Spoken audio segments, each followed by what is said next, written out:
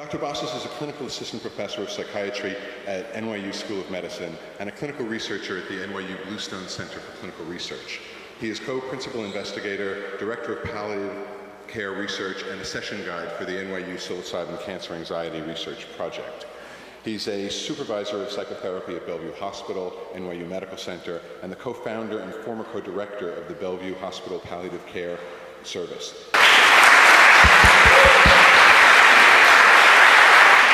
Thank you very much. The NYU Cancer Psilocybin Anxiety Study. It's about an event we're all going to face, and that's of death. Many of us will experience anxiety as we approach our death. This study is about trying to mitigate the existential and spiritual distress of people with cancer at various phases. We're hoping that the results will show a reduction in the stress and anguish that approaching one's end can provoke. The results so far look very good. This relief is the Buddha at the end of his life, and that's kind of the goal of the study, that we die with equanimity, with dignity, with peace of mind and peace of heart. It's a beautiful relief. I review some of the existential factors and psychological factors in end-of-life care.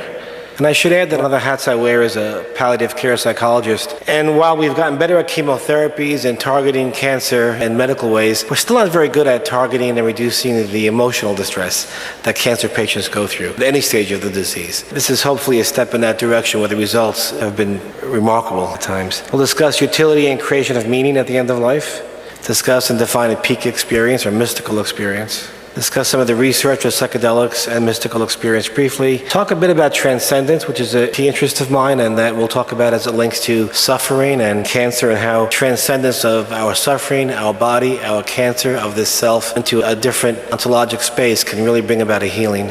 I'll review our study with you, and I want to close with some vignettes of some patients who I've worked with, where the key factors were their experience of love and transcendence. And so many of our patients talk about this profound sense of love that really heals them, and it's very, very touching.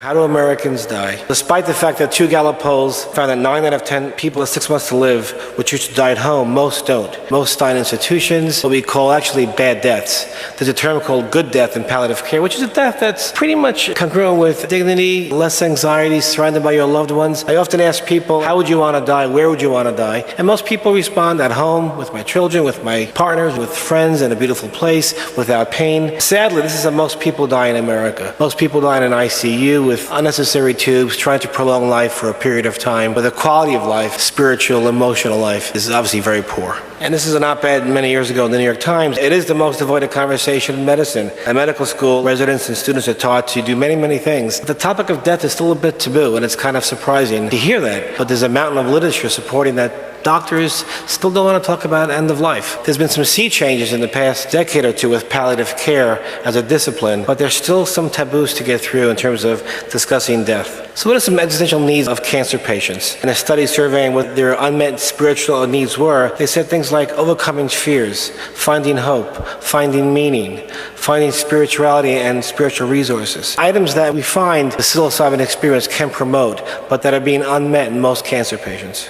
And so palliative care is increasingly focused on these domains of spiritual and existential distress as a key part of the quality of life.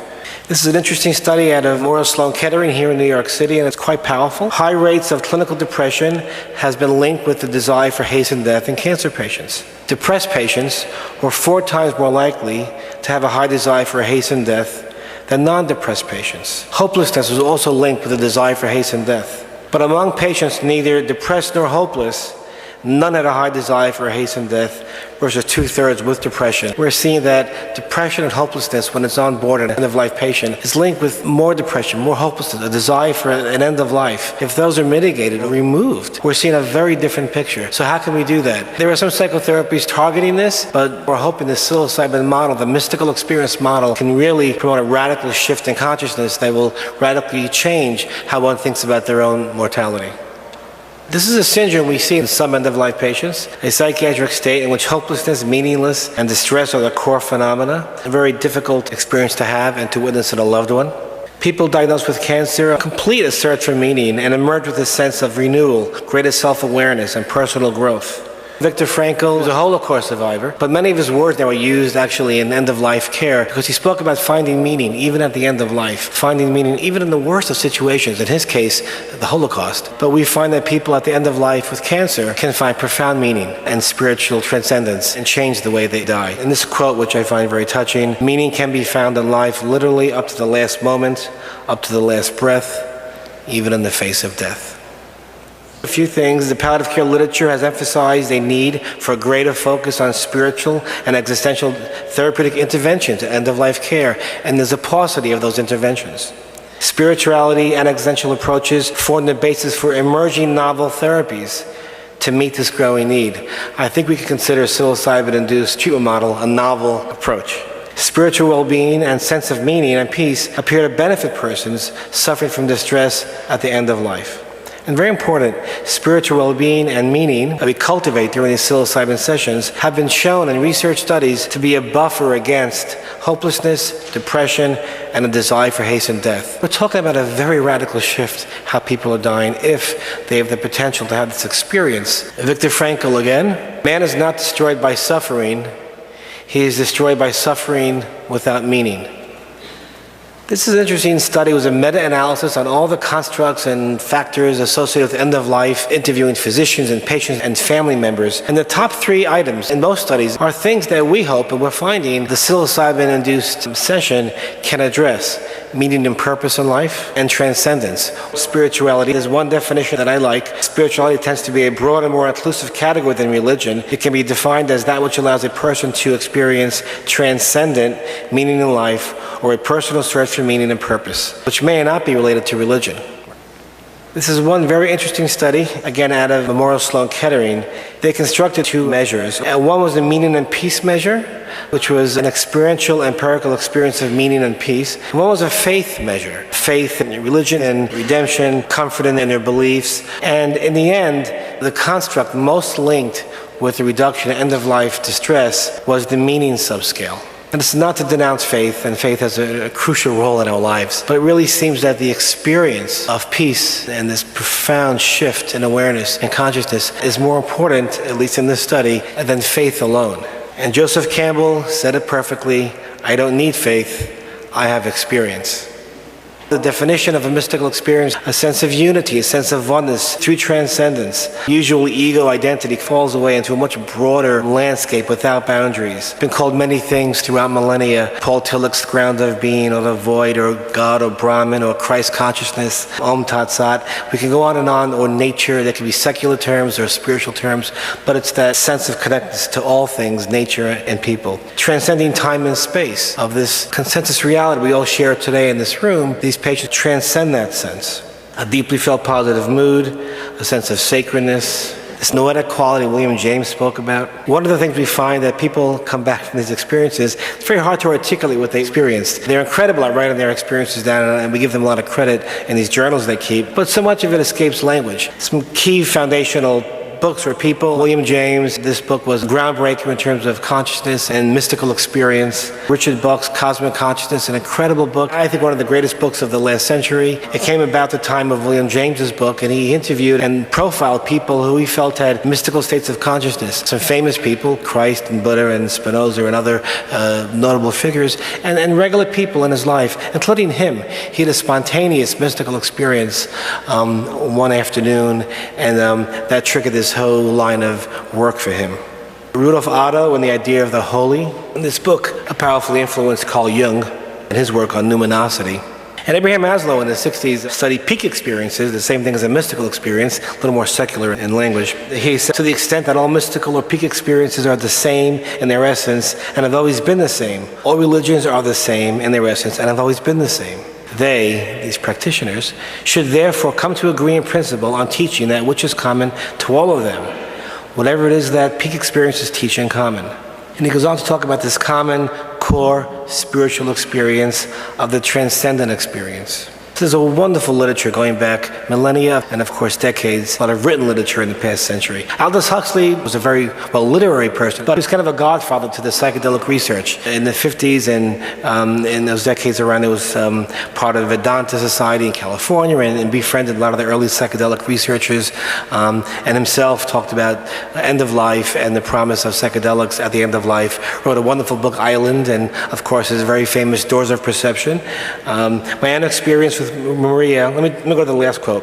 The dying face increasing pain, increasing anxiety, increasing morphine, with the ultimate disintegration of personality and a loss of the opportunity to die with dignity, from his novel Island.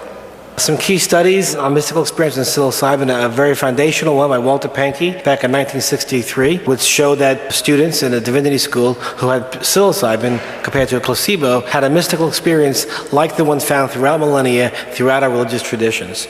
Rick Doblin did a follow-up with those surviving people decades later and interviewed them supporting those long-standing results. And of course, Dr. Griffiths and the Hopkins team have done incredible studies replicating how psilocybin can promote a mystical experience as those found in religion throughout time.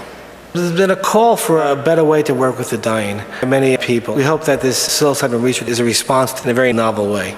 These are some of the literature that's come out. Charlie Grobe, our colleague at UCLA, did a 10-patient pilot study with psilocybin end-of-life anxiety, showing a reduction in anxiety.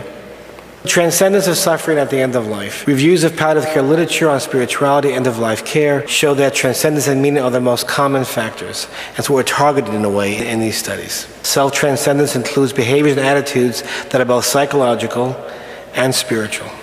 Self-transcendence refers to an expanded self-boundaries and awareness of dimensions greater than self without devaluing the individual. Transcendence, the ability to extend the self beyond the immediate context to achieve new perspectives, is seen as important in the last phase of life, where dying patients are encouraged to maintain a sense of well-being in the face of very close biological and social loss. Even in the midst of suffering, it is possible to create something that is beautiful. We've seen it, which maybe feels counterintuitive, but we've seen people at the end of life have beautiful experiences and change the way they die. This is a remarkable article written by a fellow named Ignu. He got some very important and wonderful creative writers in a room together. Erica Cassell and Kubler-Ross before she died, and Cecily Saunders and Bernie Siegel talked about what does it mean to heal. And so the word healing means to make sound or whole, to restore a person to spiritual wholeness. And it's from the root hal, which is the root of the word holy. So it's very linked to a spiritual word. Wholeness involves physical, mental, emotional, social, and spiritual dimensions of the human experience. And healing is independent, and this is key, of illness, impairment, cure of disease, or death. So we can have a sick body, but we can still be healed, right? But so often in our medical model, they seem linked. And we could separate spiritual health and healing from physical and biological suffering and demise. And healing is the personal experience of the transcendence of suffering. And Kubler-Ross, before she died, said it beautifully: if you become whole again, you're healed. This is a very famous paper written decades ago, not about psychedelics. Erica Cassell is a well-known medical writer and author, and it was about suffering in medicine. And it's a landmark paper. But rereading it as the years go by, it really speaks to the work we do with psilocybin and transcendence. And this is from the original article. Transcendence is probably the most powerful way in which one is restored to wholeness after an injury to personhood, such as cancer. When experienced, transcendence locates the person in a far larger landscape. The suffering is not isolated by pain, but is brought closer to a transpersonal source of meaning and to the human community that shares those meanings. Such an experience need not involve religion in any formal sense. However, in its transpersonal dimension, it is deeply spiritual. Everyone has a transcendent dimension, a life of the spirit. This is most directly expressed in religion and the mystic traditions, but the frequency with which people have intense feelings of bonding with groups, ideals, or anything larger than the person is evidence of the universality of the transcendent dimension. The quality of being greater and more lasting that an individual gives this aspect of the person is timeless dimension.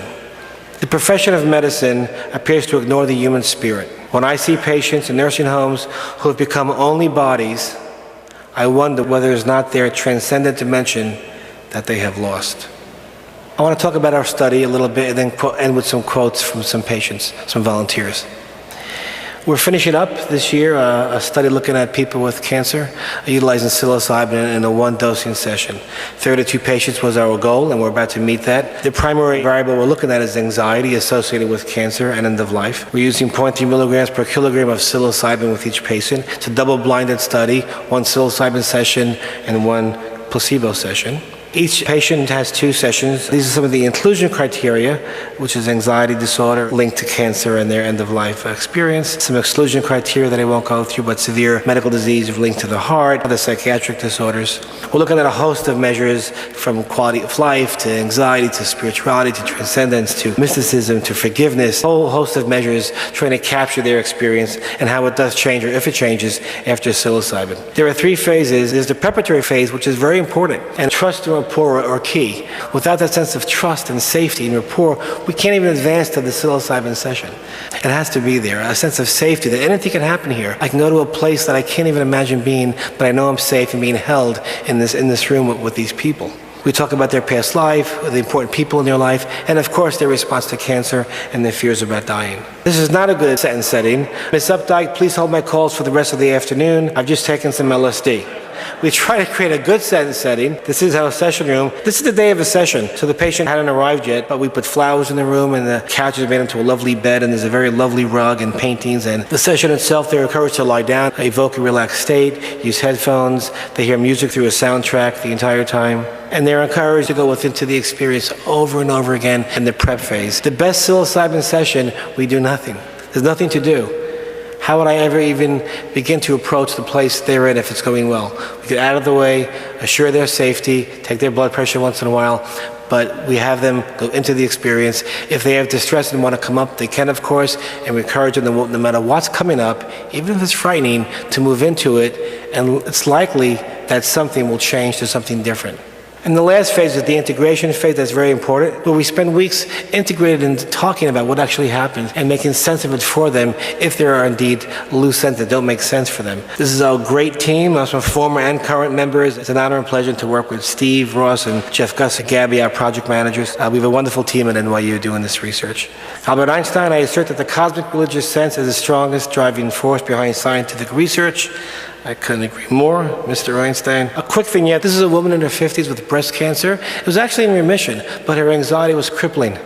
She was unable to function for fear of recurrence. She lived with this persistent fear of recurrence, and everything was tainted by this anxiety that was overwhelming. Her experience was really about love, and this profound sense of love that was everywhere. She's an example of moving into an experience that looks a little dark and frightful. When she began her session, she began to cry and shake a bit and say there was something very dark and big and ugly in front of her that she later thought was her cancer, her tumor. And she was encouraged always to go into it, to move into it, to move into it, do not move away from it. And once she did, it all changed. And she had this incredible, long experience of love and being, of changes everywhere. That's why these are her quotes. It's all changed. I don't feel anxiety anymore about dying. I am everything. Everything is me. I have found it, no need to look any further. It was timeless. I'm not afraid. Every instant is eternity. Right now I'm free. Right now I have no fear of recurrence of cancer. That's remarkable in a woman who couldn't function. It does not enter my mind. These are quotes from her after the session. Everything is love. The Christian mystic Meister Eckhart spoke about timelessness, which we hear a lot from our volunteers, of there's no time, they transcend time. And Meister Eckhart said, there exists only the present instant, a now which is always and without end is itself new. There is no yesterday, nor any tomorrow, but only now, as it was 1,000 years ago, as it will be 1,000 years hence. I want to discuss briefly a gentleman I work with who's a beautiful young man in his 50s. He has since passed away, and he was remarkable in his courage and in his experience.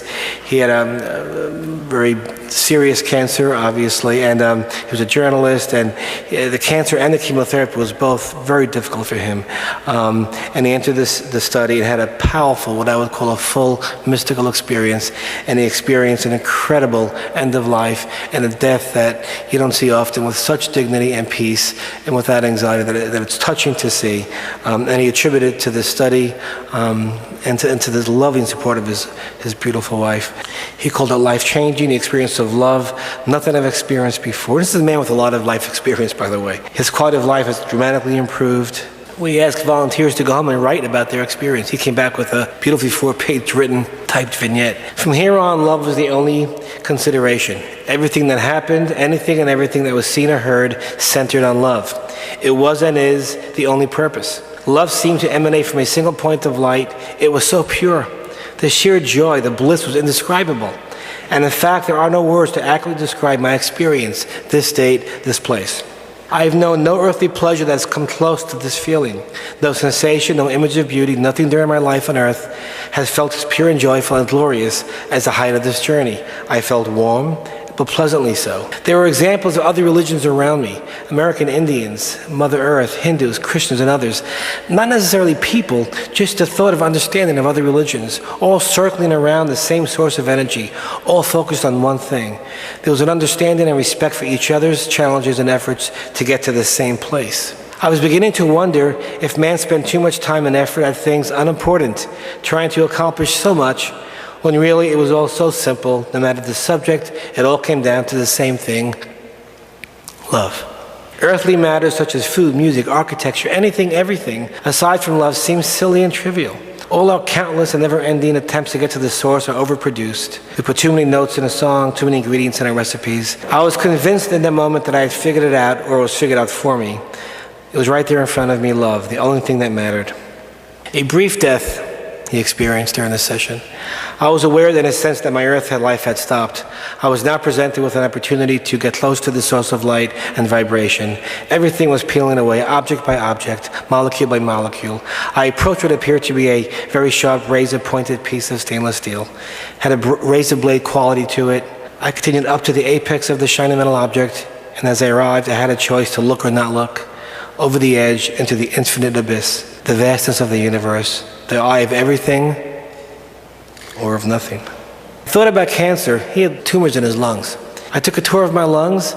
I could see some things that were matter or feeling the inside of my lungs. I recall breathing deeply to facilitate the seeing. There were nodules there, but they seemed rather unimportant. I was being told, without words, to not worry about the cancer.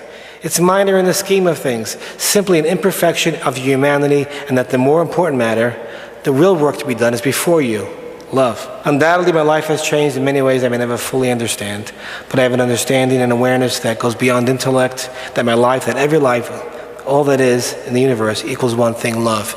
And he had a beautiful recovery, and even though he passed away sadly, it was just an incredible, dignified death.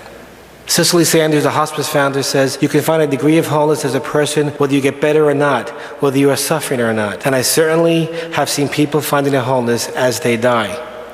Cancer patients can benefit from psilocybin sessions because there's a shift in awareness, a strong ontological shift, like no birth, no beginning, which our patient talked about. Almost like the Zen mystics spoke about: no beginning, no end, no birth, no death. If there's no death, then how can I suffer?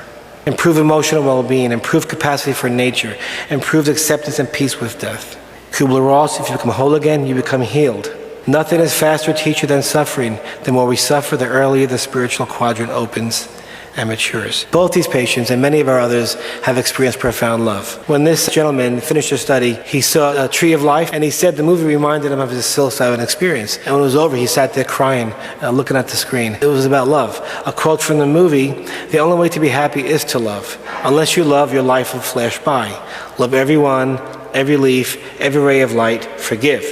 I happened to come across the broader version of that by Dostoevsky that I think Terrence Malick got his words from. And here's the full quote: "Love every leaf, every ray of God's light. Love the animals, love the plants, love everything. If you love everything, you will perceive the divine mystery in things. Once you perceive it, you will begin to comprehend it better every day. And you will come at last to love the whole world with an all-embracing love." In closing, we began with the relief of the Buddha. These are said to be the final words of the Buddha. "Do not grieve. Even if I were to live in the world for as long as a kalpa," which is a long period of time in Buddhist language, "our coming together would have to end. You should know that all things in the world are impermanent. Coming together inevitably means parting. Do not be troubled, for this is the nature of life. Diligently practicing right effort, you must seek liberation immediately. Within the light of wisdom, destroy the darkness of ignorance. Nothing is secure. Everything in this life is precarious. always wholeheartedly seek the way of liberation. All things in this world, whether moving or non-moving, are characterized by disappearance and instability. Stop now, do not speak. Time is passing. I'm about to cross over. This is my final teaching. And in closing, when this patient began his session, as the psilocybin, I think it was psilocybin, we're blinded, began to take effect, the first thing he said with tears coming down his cheeks was, birth and death are a lot of work. Birth and death are a lot of work. It was touching. And it reminded me immediately of this saying that we say in the Zen monastery in the evening about death and birth being important. And I want to close with the Zen evening gatha. Let me respectfully remind you, life and death are of supreme importance. Time swiftly passes by, and opportunity is lost. Each of us should strive to awaken. Awaken. Take heed. Do not squander your life. Thanks for your attention. Thank you.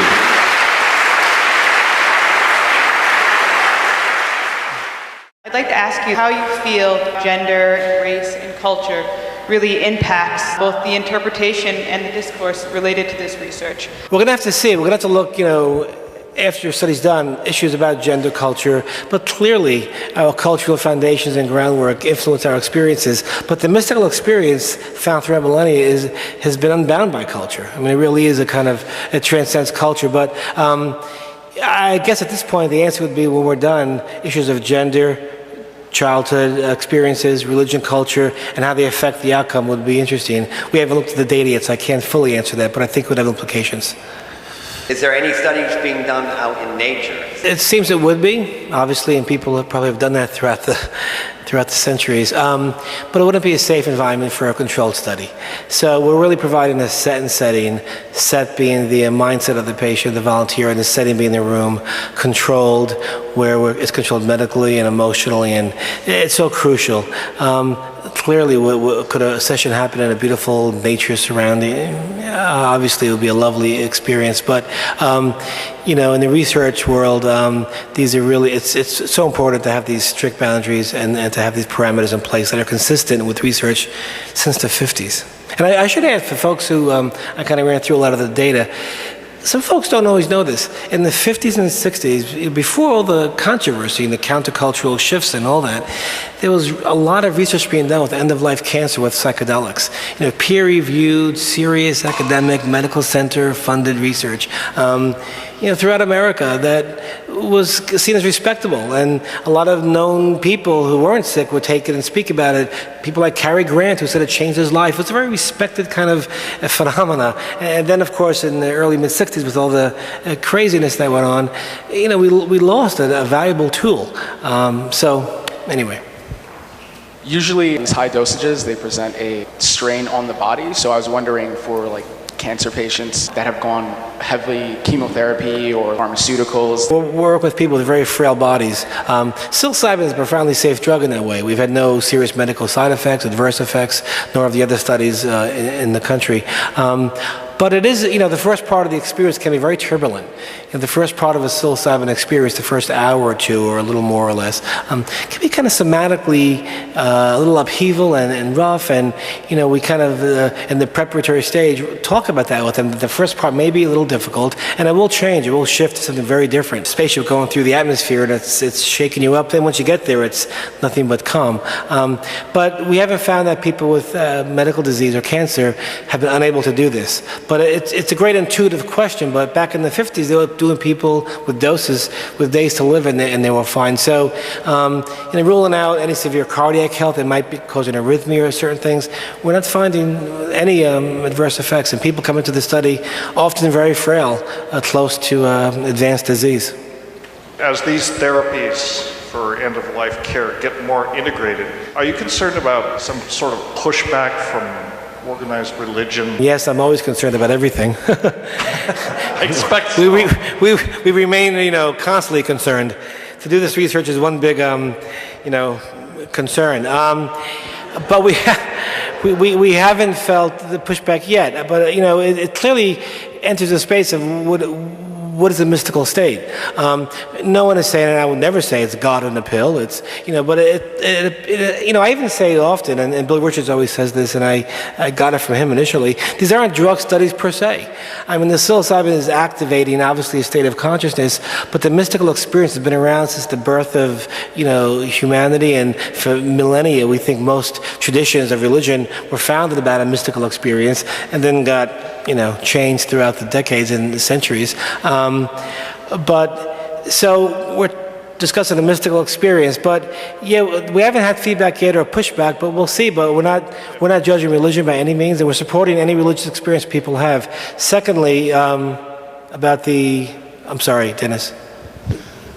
Well, one of the criticisms I might say is you can't reduce, you're reducing this to neurochemistry. Oh, right. You're studying this like a scientific phenomenon, which it is. I mean, we agree. But we're also not. I don't see it as reductionistic, biologically fMRIs only. I think it's an experience in a qualitative way that transcends neuroscience. So I'm in the camp of, it's crucial to understand what's happening within the brain, but that is an experience that we need to explore and understand that's been happening throughout millennia. That, it would be hard to measure that, but we can measure the outcome. We may not be able to measure the phenomenon, but if somebody has less anxiety and a more peaceful death, then the outcome should speak volumes, I hope. How did you administer the psilocybin, and was there a difference of how physiologically the patients were able to It's administered through a pill that looks like the placebo exactly, so we're all blinded. So it's a small white pill, as is the placebo, and they take it at 9 o'clock in the morning. It's about a 6 to 8 hour experience, and they go home at night. But it's through a pill, and Huxley did, yes, he asked for it. Actually, many people know this story. On his deathbed, he injected LSD. It's an interesting story. When he passed away, his wife was with him, and it was 1963, and she came out of the room to tell all the friends who were in the living room that Aldous had died. And when she came in the living room, everyone was watching the TV. And she was, how rude is this? Aldous just standing there watching TV. I don't understand why. JFK had just been assassinated, so he died on the same moment that Kennedy was killed. And anyway, little vignette. But yeah, it's a pill. And anything else?